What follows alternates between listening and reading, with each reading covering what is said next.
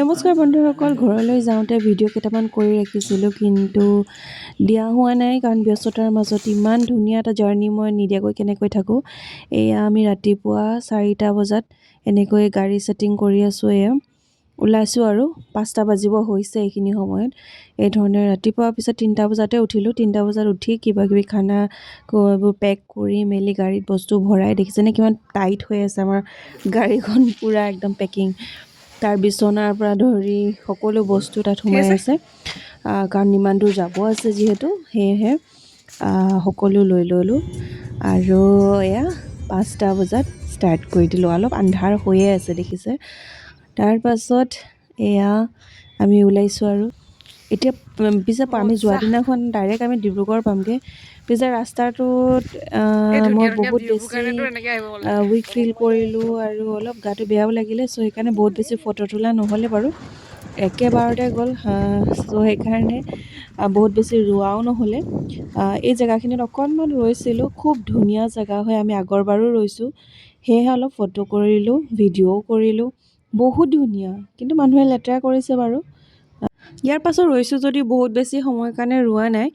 একেবাৰে আহি যোৰহাটত খাবলৈ ৰ'লোহি। তাৰপাছত আৰু একেবাৰে ঘৰ পাইছোঁহি 11টা, 11:30, শুওঁতে মেলোতে 12টা বাজি গ'ল। তাৰ পাছৰ দিনাখনতো বৰষুণ হ'ল। বৰষুণৰ পাছত আৰু পিছদিনাখন গৰু বিহু। গৰু বিহুৰ দিনাখন গৰুটো নাই, সেয়েহে আমাৰ এটা পৰম্পৰা আছে কি আমি যি ধৰণে যোনে যেনেকৈ পাৰোঁ সেইধৰণে খোৱাখিনি বনাই যিমান পাৰি আৰু 100টা কৰিবলৈ ট্ৰাই কৰোঁ। যিমানখিনি পাৰি সেইধৰণে বনাওঁ। এয়া বনালোঁ, মাটি দালিৰ পৰা ধৰি যিখিনি পাৰিছোঁ আৰু এইখিনি হৈছে আমলৈ টোপ, প্ৰধান খাদ্য দেই বিহুৰ, একদম থাকিবই লাগিব। য'পা হ'লেও মুঠতে আহিবই এই ভাগ, সেয়েহে আৰু এই ভাগ বনালোঁ।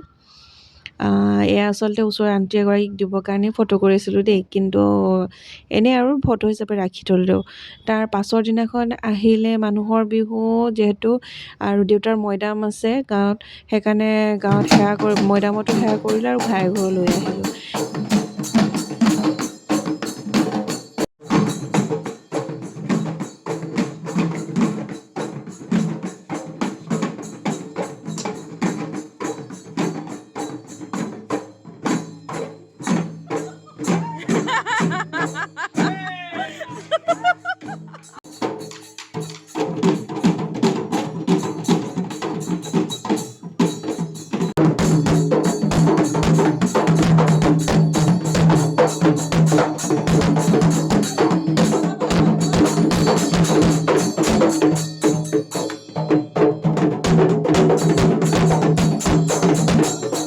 তাৰ পিছৰ দিনাখন আহিলোঁ মাৰ ঘৰলৈ বুলি। মাৰ ঘৰলৈ যোৱা নহ'লে, পিছে ভণ্টিৰ ঘৰতে ৰৈ গ'লোঁ।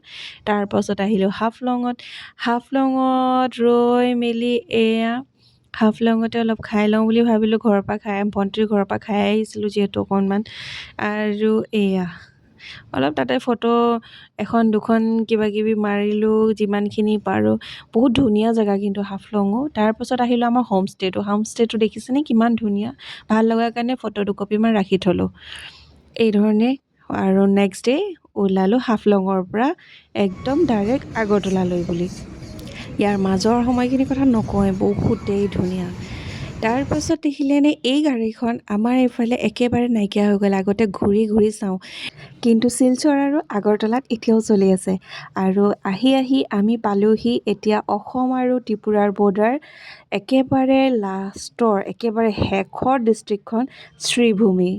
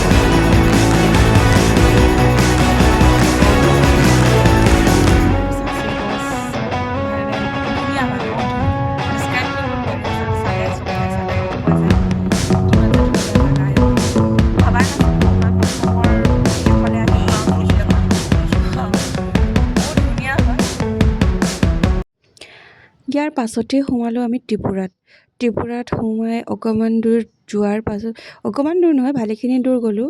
তাৰপিছত আহি পালোঁহি ঊনাকোটি এইভাগ মন্দিৰৰ বিষয়ে আপোনালোকে গুগলত চাৰ্চ কৰি চাব পাৰে। ত্ৰিপুৰাৰ বহুত বেছি বিশেষ মহত্ব আছে বুলি ক'ম। মহত্বই আৰু ৱৰ্ল্ড হেৰিটেজ চাইটো হয়। এক কোটিলে এভাগ মূৰ্তি কম বুলি কৈছে। তাৰ বাহিৰে আপোনালোকে গোটেই যেতিয়া জেগাডোখৰ ঘূৰিব আপোনালোকৰ এনেই মনটো কিবা এটা ভাল লাগি আহিব। নেচাৰেলি বহুত বেছি ৰিচ হয় বুলি ক'ম। বহুত ধুনীয়া হয়। মানুহে অলপ বেয়া কৰিছে এইটো বেলেগ কথা, কিন্তু বহুত ধুনীয়া হয়। শিলতেই এই ধৰণে মহাদেৱ খোদিত কৰা হৈছে আৰু লগতে গণেশ বাবা আছে, কাৰ্তিক ভগৱান আছে আৰু বহুতো দেৱ দেৱীৰ মূৰ্তি আছে। 1 কোটিলৈ এজন কম, ভাবি চাওক কিমান মূৰ্তি আছে ইয়াত।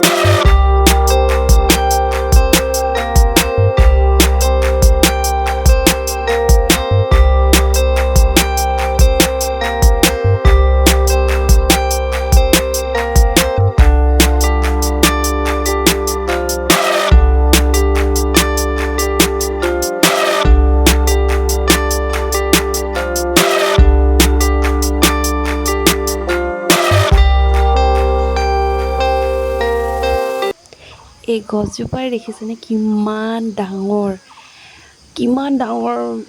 ফটোত আপোনালোকে ধৰিব পাৰিছে নে নাজানো। ৰিয়েলিটিত দেখিলে আপোনাৰ চকুত থৰ হৈ যাব, ইমান ডাঙৰ গছ হয় এজোপা। আৰু ল'ৰাও সাৰ নাই মনা কিন্তু দেই, পূৰা গোটেই এই ভেলীটো গোটেইটো আমি ঘূৰিছোঁ। চিৰি আছে, এইখন হৈছে তাৰ গেট আৰু ইয়াৰ পাছত আমি আগৰতলা।